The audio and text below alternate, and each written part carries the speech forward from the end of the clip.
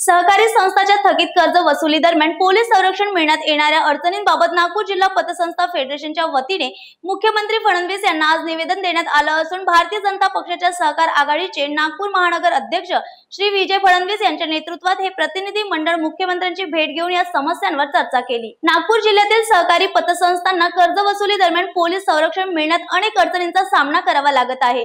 यामध्ये पोलिसांकडून संरक्षण मिळण्यास होणारा विलंब, कमी रकमेच्या थकीत कर्जासाठी जास्त पोलीस बंदोबस्ताची सक्ती आणि अहवाल प्रक्रिया विलंबित होणे यासारख्या प्रमुख समस्या आहेत। या पार्श्वभूमीवर आज दिनांक 5 सप्टेंबर रोजी नागपूरमध्ये मुख्यमंत्री तथा गृहमंत्री श्री देवेंद्र फडणवीस यांच्याशी नागपूर जिल्हा पतसंस्था फेडरेशनच्या शिष्टमंडळाने सविस्तर चर्चा केली। यावेळी मुख्यमंत्री देवेंद्र फडणवीस यांनी या ज्वलंत विषयांवर लवकरच ठोस व प्रभावी तोडगा काढण्याचे आश्वासनही दिले।